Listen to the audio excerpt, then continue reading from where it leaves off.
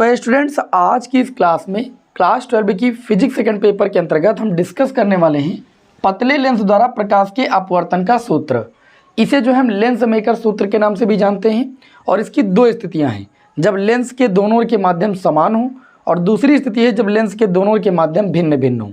आज हम यहाँ पर पहली स्थिति को आप सभी को बताएंगे और यहाँ पर बहुत ही अच्छे तरीके से इस डेरिवेशन को बताने वाले हैं। अगर आप पहली स्थिति समझ गए तो मेरी गारंटी है कि दूसरी स्थिति भी आपको बहुत अच्छे से समझ में आ जाने वाली है। तो यहाँ पर पहली स्थिति क्या है? जब लेंस के दोनों ओर के माध्यम समान हो। लेंस कैसा है? पतला है। तो सबसे पहले एक लेंस हम बना लेते हैं। थोड़ी बहुत हिंदी आप लोगों को हम बोलेंगे तो कॉपी पर लिख लेना, बाकी हम यहाँ पर डेरिवेशन कर देंगे। नोट्स प्राप्त करना है तो आप हमारे Telegram channel Balaji study motion को ज्वाइन कर लीजिए। टेलीग्राम पर जाइए, सर्च कर लीजिए बालाजी स्टडी मोशन और हमारे चैनल से जो है ज्वाइन हो जाइए, आपको नोट्स भी मिल जाएगा। तो यहाँ पर क्या करते हैं, सबसे पहले एक हम पतला लेंस ले लेते हैं। क्या ले लेते हैं भाई? एक पतला लेंस ले लेते हैं। ठीक है, ये हमने एक पतला लेंस बना लिया, जैसा भी बना है आपको समझ लेना है। ठीक है, ये एक पतला लेंस है, इसका नाम दे दिया हमने एल। ठीक है, लेंस की हम एक मुख्य अक्ष खींच लेते हैं। ये लेंस की हमारी मुख्य अक्ष है। क्लियर? अब लेंस जो होता है दो गोली पृष्ठों से बना होता है। आप सभी लोगों को पता है कि लेंस जो होता है दो गोली पृष्ठों से बना होता है। ठीक, ये आपका पहला गोली पृष्ठ है और ये आपका दूसरा गोली पृष्ठ है। ये पहले गोली पृष्ठ का पोल आपका P1 हो जाएगा और ये दूसरे गोली पृष्ठ का पोल P2, जिसको हम ध्रुव कहते हैं। ठीक है, अब मेरी बात समझिए, इस पृष्ठ के लिए यहाँ पर केंद्र आपका C1 हो जाएगा। मान लीजिए ये आपका पहला पृष्ठ है। ठीक है, ये आपका पहला पृष्ठ है। तो हर एक गोली पृष्ठ के लिए क्या होता है भैया? वक्रता केंद्र होता है। तो इसका केंद्र कहीं यहाँ पर होगा। ठीक है, और केंद्र से इस पृष्ठ पर जो रेखा खींची जाएगी, ध्यान दीजिएगा, यहाँ पर C1 होगा। ठीक है, ये मान लीजिए इस पृष्ठ का क्या है? केंद्र है। केंद्र से किसी गोली पृष्ठ पर जब कोई रेखा खींचते हैं हम, ठीक है, तो वो क्या कहलाती है? अभिलंब कहलाती है। ठीक है, तो इस पृष्ठ के लिए मैंने ये अभिलंब खींच दिया है। अभी से इसलिए खींच दिया है जिससे जब अपवर्तन की घटना दिखाएंगे तो आपको अच्छे तरीके से समझ में आए। इसी तरीके से ये भी आपका गोली पृष्ठ है, इसका केंद्र कहीं यहाँ पर होगा। तो इसके केंद्र से जो रेखा खींची जाएगी वो इसके लिए अभिलंब का कार्य करेगी। ये बात तो आप मानते हैं। अभिलंब मैंने पहले से दोनों गोली पृष्ठों का खींच दिया है अपवर्तन दिखाने से पहले। ये बात मानते हैं आप कि नहीं मानते? बाकी इसका कोई यहाँ पर काम नहीं है। ठीक है, जो पहला गोली पृष्ठ है इसकी वक्रता त्रिज्या को हम मान लेते हैं कि R1 है, और जो दूसरा गोली पृष्ठ है इसकी वक्रता त्रिज्या को हम मान लेते हैं R2 है। ठीक है, और ये लेंस एक ऐसे माध्यम में स्थित है जिसके दोनों ओर का अपवर्तनांक कितना है? N1 है। क्यों? क्योंकि इन्होंने कहा है कि जब लेंस के दोनों ओर के माध्यम समान हो। अगर इस लेंस के दोनों ओर के माध्यम समान होंगे तो दोनों ओर के अपवर्तनांक भी आपके सेम होंगे। तो इधर भी अपवर्तनांक N1 और इधर भी अपवर्तनांक N2। चूंकि लेंस कांच का बना होता है तो इसका अपवर्तनांक कुछ अलग होगा। तो मान लेते हैं इसका अपवर्तनांक कितना है? आपका N2 है। और ये एकदम निश्चित है कि यहाँ पर N2 का मान N1 से अधिक होगा, क्योंकि N2 है लेंस का अपवर्तनांक, और लेंस जो है इस माध्यम के सापेक्ष क्या है? सघन, और सघन माध्यम का अपवर्तनांक ज़्यादा होता है। तो हमने लेंस का अपवर्तनांक N2 मान लिया। लेंस की हम मोटाई को मान लेते हैं कि स्मॉल t है। कितनी है? स्मॉल t है। पता है इतनी बात पहले आप समझ पाए कि नहीं समझ पाए? हमने एक पतला लेंस लिया जिसको नाम दिया, ये एक आपका L लेंस है। चूंकि लेंस जो होता है दो गोली पृष्ठों से मिलकर बना होता है, तो पहले गोली पृष्ठ का पोल एक मान लेते हैं P1 और दूसरे गोली पृष्ठ का पोल यानी ध्रुव आपका P2 है। और पहले गोली पृष्ठ की जो त्रिज्या है वो आपकी R1 है, दूसरे गोली पृष्ठ की जो त्रिज्या है वो आपकी R2 है। इस पोल P1 P2 को इधर उधर भी कर सकते हो, आप परेशान नहीं होइएगा कि इधर हमने P1 लिखा है इधर P2 लिखा है। ठीक है, क्लियर हुई इतनी बात की नहीं क्लियर हुई? अब लेंस का अपवर्तनांक N2 मान लेते हैं, और लेंस के बाईं और दाईं ओर दोनों का अपवर्तनांक कितना है? N1, क्योंकि लेंस के दोनों के माध्यम समान है। लेंस बहुत ही अल्प मोटाई का, क्योंकि पतला लेंस है, भी वैसे भी इस दूरी को हम छोड़ेंगे, बहुत ही पतला लेंस है, लेकिन फिर भी थोड़ी देर के लिए मान लेते हैं कि लेंस की जो मोटाई है कुछ ना कुछ है, वो आपकी t है। कितनी? स्मॉल t है। इतनी लैंग्वेज आपको लिख लेना है। उम्मीद है कि आप लिख लेंगे कि माना एक पतला लेंस L है जिसके दोनों गोली पृष्ठों की वक्रता त्रिज्या के अनुसार R1 व R2 है। लेंस के दोनों ओर के माध्यम के अपवर्तनांक N1 और लेंस का अपवर्तनांक N2 है, जहाँ N2 greater than N1। Clear? अब देखिए यहाँ पर क्या करेंगे हम, ये जो लेंस है, ठीक है, लेंस से U दूरी पर एक बिंदु O लेंगे। ठीक है, कितनी दूरी पर? U दूरी पर। पहले पृष्ठ से U दूरी पर एक बिंदु वस्तु O लेंगे। अब इस बिंदु वस्तु चलने वाली प्रकाश किरण कहाँ आएगी बताइए? ये जो प्रकाश किरण है ये आपकी प्रकाश किरण यहाँ पर आ जाएगी, इस गोली पृष्ठ के प्रथम पृष्ठ पर क्या होगी? आपतित होगी। अब मेरी बात को समझिएगा, जो ये गोली पृष्ठ है आपका, इस गोली पृष्ठ को ध्यान से देखिए, इसके लिए ये मैंने अभिलंब खींचा है। तो प्रकाश किरण जब विरल से सघन माध्यम में जाती है तो ये अभिलंब की ओर झुक जाती है। देखिए इस अभिलंब का कोई कार्य नहीं है, अभिलंब को इसलिए खींच दिया जिससे आप अपवर्तित किरण को अच्छी तरीके से दिखा सकें। अब वस्तु से चलने वाली किरण आई है, ठीक है, इस गोली पृष्ठ पर आपतित हुई है, तो जाहिर सी बात है प्रकाश कण विरल से सघन माध्यम में जा रही है। और अपवर्तन की घटना बताया गया कि कोई प्रकाश कण विरल से सघन में जाती है तो अभिलंब की ओर झुक जाती है, ये अभिलंब है। तो अभिलंब की ओर झुकने का मतलब क्या होगा, देखिए इस गोली पृष्ठ का अभिलंब ये है भैया, ध्यान दीजिएगा, इस वाले गोली पृष्ठ का अभिलंब ये वाला है, तो ये अभिलंब की ओर झुकेगी, ऐसे ऐसे हल्का सा झुक जाएगी। बताइए ये बात मानते हैं कि नहीं मानते। और कल्पना कीजिए कि इस लेंस का अगर ये दूसरा वाला गोली पृष्ठ ना होता, थोड़ी देर के लिए मानिए, तो ये प्रकाश कण ऐसे निकल जाती कि नहीं निकल जाती, आप कहते हैं जी निकल जाती। और वस्तु से चलने वाली दूसरी किरण इस लेंस पर हम अभिलंबवत अगर आपतित कर दें तो कोई प्रकाश कण जब अभिलंबवत आपतित की जाती है तो बिना बिजली तो सीधी निकल जाती है। तो ये दोनों किरणें एक दूसरे को इस बिंदु पर काटती और इस बिंदु को हम नाम दे देते हैं आई डैश। अब इस अभिलंब को हटा देते हैं, इस अभिलंब का और कोई कार्य नहीं था, ठीक है, नहीं तो फिगर थोड़ा सा कठिन लगने लगेगा। तो मैंने पहले पृष्ठ का अभिलंब जो यहाँ पर रफ कर दिया, ये इसलिए खींचा था कि आपको अपवर्तन हम दिखा सकें, ठीक है। तो पहले पृष्ठ द्वारा जो आपका प्रतिबिंब बनता वो कहाँ पर बनता, बिंदु आई डैश पर बनता। मान लेते हैं कि बिंदु आई डैश से जो पहले पृष्ठ की दूरी है वो आपकी वी डैश है। अगर ये द्वितीय पृष्ठ ना होता तो यहाँ पर प्रतिबिंब बनता, तब की बात कर रहे हैं। तो मैंने प्रथम पृष्ठ द्वारा अपवर्तन दिखा दिया, वस्तु को हमने प्रथम पृष्ठ से यू दूरी पर एक बिंदु ओ पर वस्तु रखी, वस्तु चलने वाली पहली किरण लेंस पर आपतित होती है और आपतित होने के पश्चात चूंकि प्रकाश किरण विरल से सघन में जा रही है तो ये अभिलंब की वजह से झुक जाती है, ठीक है। और मानते हैं कि थोड़ी देर के लिए दूसरा प्रश्न नहीं है, तो ये बताओ ऐसे सीधे निकल के यहाँ पर आते मिलती कि नहीं मिलती, वस्तु चलने वाली दूसरी किरण ऐसे चली तो दोनों किरणें अगर यहाँ मिल रही हैं तो इस वस्तु ओ का यहाँ पर प्रतिबिंब बनता, लेकिन ऐसा है नहीं क्योंकि दूसरा पृष्ठ है। तो अभी दूसरे पृष्ठ द्वारा अपवर्तन दिखाएंगे। सबसे पहले प्रथम पृष्ठ द्वारा अपवर्तन समझ में आया, तो यहाँ पर लिखेंगे प्रथम पृष्ठ के लिए, ठीक है। जो बात समझ में आई पहले उसको कर लेते हैं। अब लिखेंगे प्रथम पृष्ठ के लिए गोली पृष्ठ के अपवर्तन के सूत्र से, हम यहाँ पर शॉर्ट में लिख रहे हैं अपवर्तन के सूत्र से। गोली पृष्ठ पर अपवर्तन का सूत्र मैंने आप लोगों को कराया है, उत्तल अवतल दोनों पृष्ठ के लिए कराया है अपवर्तन के सूत्र से। तो अपवर्तन का सूत्र भी मैंने आप लोगों को कराया। अपवर्तन का सूत्र था N2/V माइनस N1/U बराबर N2 - N1/R, यही तो है। अब ध्यान दीजिएगा, लेंस के इस वाले गोली पृष्ठ पर क्या हो रहा है, अपवर्तन हो रहा है। तो इस गोली पृष्ठ के लिए जो वस्तु की दूरी है वो कितनी है, आप कहेंगे u है, ठीक है।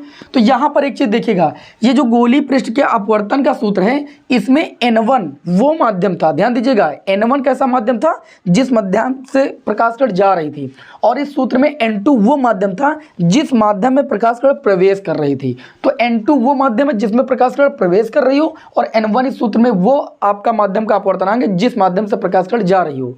तो जा चुकी N1 से ही रही है, तो इस सूत्र में N1 का मान आपको N1 ही रखना है, और किसके अंदर जा रही N2 में प्रवेश कर रही है तो N2 का मान भी N2 ही रखना है, क्योंकि इस सूत्र में N2 वही माध्यम था जिसमें प्रकाश कण जा रही थी या अपवर्तित हो रही थी, और जिस माध्यम से जा रही थी उसका अपवर्तनांक N1 था। इस सूत्र में आप लोगों को अच्छे से मैंने बताया भी था। अच्छा, आगे इस पृष्ठ की जो वक्रता त्रिज्या है, पहले पृष्ठ की वक्रता त्रिज्या को हम माने हैं R1, तो R को हम रखेंगे R1 के स्थान पर, ठीक है, R के स्थान पर R1 रखेंगे। दूसरी बात, अगर हम वस्तु की स्थिति की बात करें, ठीक है, तो प्रथम पृष्ठ के लिए जो वस्तु की स्थिति है वो U ही है, आप देख सकते हो, और प्रथम पृष्ठ के लिए जो प्रतिबिंब की स्थिति है वो आप देख सकते हो V डैश है, तो V के स्थान पर V डैश। ये सारे मान हम इस सूत्र में रख देंगे। बताइए कोई दिक्कत, कोई दिक्कत नहीं। चलिए रखते हैं N2 के स्थान पर N2 और V के स्थान पर V डैश माइनस N1 के स्थान पर N1, U के स्थान पर U रख देंगे बराबर N2 - N1, और वक्रता त्रिज्या पहले पृष्ठ की आपकी R1। इसको भैया समीकरण 1 मान लेते हैं। हमें उम्मीद है कि आपको यहाँ तक कोई दिक्कत नहीं होगी। अब मेरी बात को समझिएगा, हमने क्या कहा कि जब ये प्रकाश कण यहाँ से अपवर्तित होकर के दूसरे पृष्ठ पर आएगी, ठीक है, तो अभी मैंने कहा कि मान लो कि द्वितीय पृष्ठ नहीं है तो इसका प्रतिबिंब यहाँ बनता कि नहीं बनता, लेकिन है द्वितीय पृष्ठ है, गायब तो है नहीं। तो जब ये द्वितीय पृष्ठ पर आएगी तो यहाँ पर अपवर्तन की घटना पुनः होगी। अब चूंकि प्रकाश किरण सघन से विरल में आएगी, N1 क्या है भाई, विरल ही तो माध्यम है, इस माध्यम के सापेक्ष इसका अपवर्तनांक ज़्यादा है, तो यह अब सघन से विरल में प्रवेश करेगी। और जब प्रकाश किरण अपवर्तन की घटना बताया गया, कोई प्रकाश किरण सघन से विरल में जाती है तो अभिलंब से दूर हटती है। अब इस पृष्ठ के लिए अभिलंब ये है, आप देख सकते हो। तो प्रकाश किरण जब अपवर्तित होगी तो इस अभिलंब से दूर हटेगी, और जब दूर हटेगी तो कुछ ऐसे मुड़ेगी। और वस्तु से चलने वाली दूसरी किरण, देखिए वस्तु चलने वाली दूसरी किरण तो आपकी ऐसे रहेगी अभिलंबवत। ये दोनों किरणें एक दूसरे को यहाँ पर मुख्य अक्ष के किस बिंदु पर काटेगी, बिंदु आई पर काटेगी।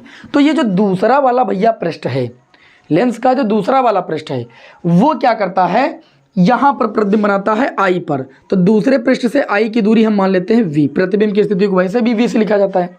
लेकिन समझने वाली बात यह है कि द्वितीय पृष्ठ के लिए वस्तु का कार्य कौन करेगा, क्योंकि द्वितीय पृष्ठ अगर प्रतिबिंब बना रहा है तो वस्तु का कार्य कौन करेगा, वस्तु का कार्य करता है आई डैश। जो आपका आभासी प्रतिबिंब बन रहा था, ये जो है इस द्वितीय गोलीय पृष्ठ के लिए आभासी वस्तु का कार्य करता है, और इसका प्रतिबिंब द्वितीय पृष्ठ कहाँ बनाता है, आई पर बनाता है। ठीक है, अब द्वितीय पृष्ठ से आई डैश तक की दूरी ले लेंगे, क्योंकि आई डैश द्वितीय पृष्ठ के लिए वस्तु का कार्य कर रहा है।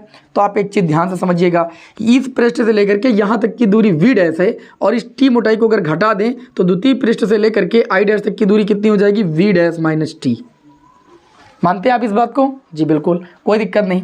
तो अब यहाँ पर लिखेंगे अगली लाइन में द्वितीय पृष्ठ के लिए। ठीक, द्वितीय पृष्ठ द्वारा भी अपवर्तन हो गया। द्वितीय पृष्ठ के लिए आभासी वस्तु का कार्य करेगा आई डैश, और इसका प्रतिबिंब कहाँ पर बनेगा, आई पर। ठीक है, तो द्वितीय पृष्ठ के लिए अपवर्तन के सूत्र से, किस सूत्र से भैया, अपवर्तन के सूत्र से, अपवर्तन के सूत्र से हम पुनः जो है अपवर्तन का सूत्र लगाएंगे। तो भैया अपवर्तन का सूत्र आप ध्यान से समझिएगा, N2/V यहाँ पर लिख देते हैं, N2/V माइनस N1/U बराबर N2 माइनस N1, और बटे में कितना हो जाएगा R। अब यहाँ पर सारी वैल्यू आपको ध्यान देना है। प्रकाश किरण द्वितीय पृष्ठ में प्रकाश किरण N2 से N1 में जा रही है, और इस सूत्र में मैंने बताया N1 वो माध्यम है जिस माध्यम से प्रकाश किरण जा रही हो। तो किस माध्यम से जा रही है, N2 से जा रही। तो सीधा मतलब है यहाँ पर N1 के स्थान पर आपको N2 रखना है, और N2 इस सूत्र में उस माध्यम का अपवर्तनांक था जिस माध्यम में प्रकाश किरण जा रही हो, और जा किस में रही, N1 में। तो इसका मतलब यहाँ पर जो N2 का मान हो जाएगा वो आपका N1 के बराबर हो जाएगा। और द्वितीय पृष्ठ की वक्रता त्रिज्या हमने R2 पहले ही मानी है। ठीक है, और अच्छा प्रतिबिंब की स्थिति की बात करें तो द्वितीय पृष्ठ जो प्रतिबिंब बनाता है वो v दूरी पर बनाता है, तो यहाँ पर v का मान v ही रहेगा। जबकि वस्तु की दूरी कितनी हो जाएगी, द्वितीय पृष्ठ के लिए आभासी वस्तु का कार्य आई डैश करता है, जिसकी दूरी द्वितीय पृष्ठ से कितनी है, v डैश माइनस टी। ये वैल्यू हम सारी क्या कर देंगे, इसी सूत्र में, अपवर्तन वाले सूत्र में क्या कर देंगे, प्रतिस्थापित कर देंगे। ठीक है, इसको थोड़ा सा रफ कर देंगे जिससे यहाँ पर थोड़ा हमें जगह मिल जाए। क्लियर, यहाँ पर रख देना u बराबर u। ठीक है, चलिए यहाँ पर हम थोड़ा सा जगह बना लेते हैं। हमें उम्मीद है आप लोगों को अच्छी तरीके से बात समझ में आ रही होगी। अब क्या करेंगे, यहाँ पर रखेंगे, चलिए वैल्यू इसको भी थोड़ा रफ कर देते हैं, इधर N1 लिख देते हैं। देखो इस सूत्र में N2 के स्थान पर रखेंगे N1, और बटे में v की वैल्यू v ही है, क्योंकि द्वितीय पृष्ठ से जो प्रतिबिंब बन रहा है v डैश v दूरी पर ही बन रहा है, माइनस N1 के स्थान पर N2 रख देना है। और अगर u की बात करें तो u की वैल्यू हमको v डैश माइनस टी रखना है। ठीक, और ये हो जाएगा N1 माइनस N2। क्यों, क्योंकि N2 के स्थान पर N1, N1 के स्थान पर N2, और वक्रता त्रिज्या कितनी लेनी है, R2, क्योंकि द्वितीय पृष्ठ है। अब यहाँ पर ध्यान दीजिएगा, चूंकि प्रश्न में ही बताया गया है लेंस बहुत पतला है। क्या है, लेंस बहुत पतला है, और जब भैया लेंस बहुत पतला होगा तो लेंस की जो मोटाई होगी वो बहुत छोटी दूरी होगी, और छोटी दूरियों को वैसे भी हम छोड़ देते हैं डेरिवेशन में। तो जो v डैश माइनस टी है वो लगभग v डैश के बराबर होगा, t को हम छोड़ देंगे, तब ये आपका सूत्र हो जाएगा, तब ये आपका सूत्र बनेगा N1/V माइनस N2/V डैश हो जाएगा, v डैश माइनस टी छोड़ देंगे, और ये हो जाएगा N1 माइनस N2 और बटे में R2। इसको मान लेंगे समीकरण 2। ठीक, यहाँ पर इसको समझ लीजिएगा अच्छे तरीके से। थोड़ा हटके लिख दें क्या भाई, यहाँ पर दिक्कत हो जाएगी आप लोगों को। ठीक है, थोड़ा हटके लिख देते हैं। देखिए भाई, इसको थोड़ा हटा करके लिख देते हैं, नहीं सब आप लोग इसी में चित्र और ये सब एकदम बराबर कर दोगे आप, है ना।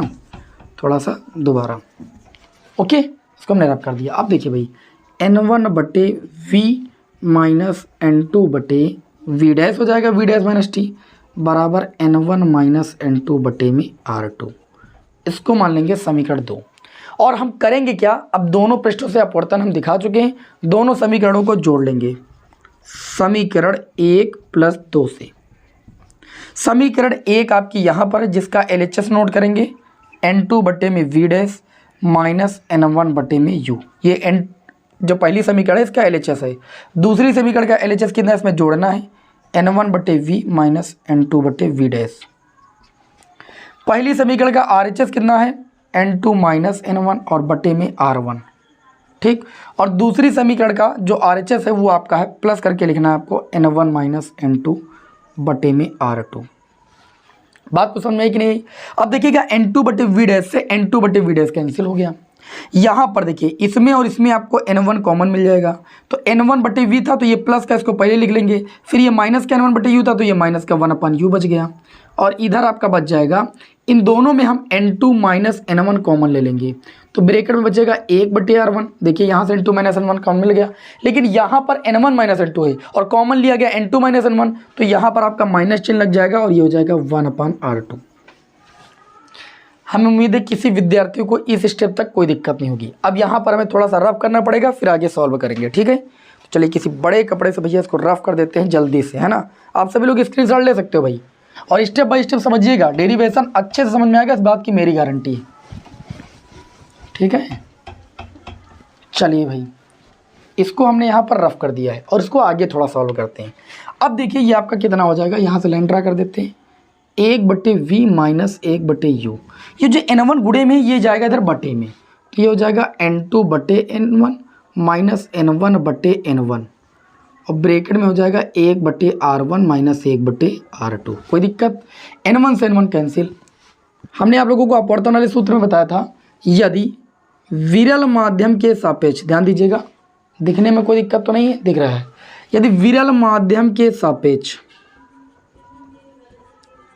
यदि विरल माध्यम के सापेक्ष, यहाँ पर विरल माध्यम कौन सा है n1, विरल माध्यम के सापेक्ष सघन माध्यम का अपवर्तनांक, सघन माध्यम का अपवर्तनांक कितना है n2, तो सघन माध्यम का अपवर्तनांक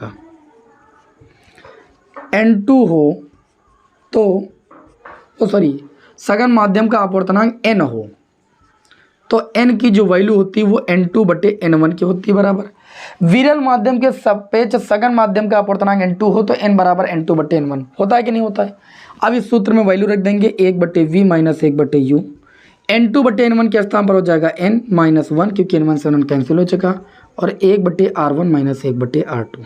ये आपके समक्ष लेंस मेकर सूत्र आ चुका है, लेकिन यहाँ पर जो लेंस मेकर सूत्र आया है ये प्रतिबिंब की स्थिति और वस्तु की स्थिति के पदों में आया है, ठीक है। यहाँ पर ऐसा भी लिख सकते हैं कि यदि वस्तु हमारी अनंत पर हो, तो हम भी जानते हैं कि वस्तु अनंत पर होती है तो प्रतिबिंब कहाँ बनता है, फोकस पर। ये वैल्यू यहाँ पर रख देंगे तो ये हो जाएगा 1/v के स्थान पर f और u के स्थान पर इन्फिनिटिव बराबर ये हो जाएगा n-1 और 1/r1 माइनस 1/r2। ध्यान दीजिएगा ये 1/f हो जाएगा, 1/इन्फिनिटिव 0 के बराबर होता है, आप सभी को पता है, और इधर आपका हो जाएगा n-1 1/r1 माइनस 1/r2। इस सूत्र में जो f है फोकस दूरी है, r1 पहले गोली पृष्ठ की वक्रता त्रिज्या है, r2 दूसरे गोली पृष्ठ की वक्रता त्रिज्या है, n विरल माध्यम के सापेक्ष सघन माध्यम का अपवर्तनांक है, ठीक। आवश्यकता अनुसार ये वाला सूत्र भी यूज किया जा सकता है, ये वाला सूत्र भी यूज किया जा सकता है, लिख देना यही लेंस मेकर सूत्र है। क्या है? यही लेंस मेकर सूत्र है, और हमें उम्मीद है कि आप लोगों को अच्छी तरीके से निगमन समझ में आ गया होगा। कहीं दिक्कत है दोबारा वीडियो को रिवर्स कीजिए, अच्छे से स्टेप बाय स्टेप को समझिए, ठीक है। बाकी क्लास कैसी लगी हमें कमेंट बॉक्स में जरूर बताएं। मिलते हैं नेक्स्ट क्लास में। जय हिंद, वंदे मातरम।